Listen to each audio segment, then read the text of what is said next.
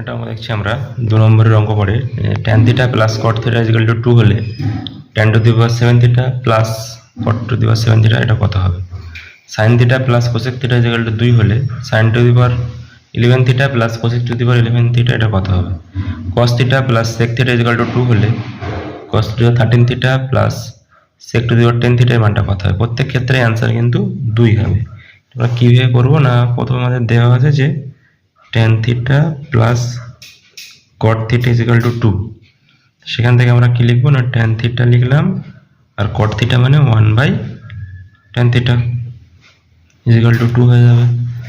তাহলে যদি tan θ আমি লসাগু করি তাহলে এই tan θ এর সঙ্গে tan θ গুণ হয়ে tan স্কয়ার θ প্লাস 1 = 2 বা tan স্কয়ার θ প্লাস 1 = 2 tan θ। এটাকে যদি আমরা একটু সাজিয়ে লিখি তাহলে এটা হচ্ছে tan স্কয়ার θ মাইনাস 2 tan θ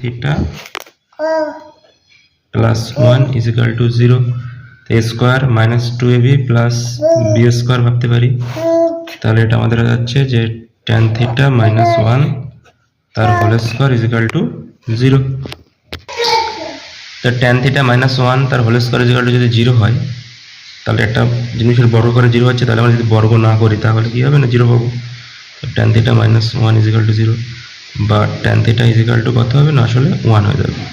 এবারে আমাদের যে মানটা বার করতে বলেছে সেটা হচ্ছে tan to the power 7 θ plus cot to the power 7 θ। তাহলে tan θ আমি রাখলাম প্লাস cot θ মানে 1/tan হয়, তাহলে 1/tan টু দি পাওয়ার 7 θ। এর এই মানটা 1 মানে 1 to the power 7 plus 1/1 to the power 7, তাহলে 1 প্লাস 1 = কত হবে না 2। তো এই অ্যানসারটা আমাদের হচ্ছে না কত। তাহলে এই অঙ্কটা আমরা কিভাবে করব না sin θ প্লাস cosec θ = 2, তাহলে আমরা কি লিখব না sin θ লিখব প্লাস cosec θ কে 1/sin θ = 2, তাহলে sin স্কয়ার θ প্লাস 1 = 2 sin θ।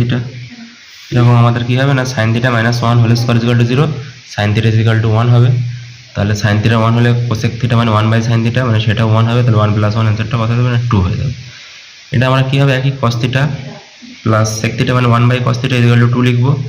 তাহলে আমরা কি পেয়ে যাব না cos θ = 1। তাহলে sec θ = কত হয় না 1/cos θ, 1 টু দি পাওয়ার 13 যা হবে 1/1 টু দি পাওয়ার 10 একই হবে। তাহলে 1 প্লাস 1 মানে অ্যানসারটা আসে যাবে না 2। ঠিক আছে, তাহলে এই ধরনের অঙ্ক যদি একটা পড়ে তাহলে তোমরা পেরে যাবে। এটার জেনারেল রুল হচ্ছে, এর জেনারেল বিষয় হচ্ছে x প্লাস 1/x = 2 যদি হয় তাহলে x two the power something 1/x two the power something সেটা কত হয়ে যাবে না 2 হয়ে যাবে।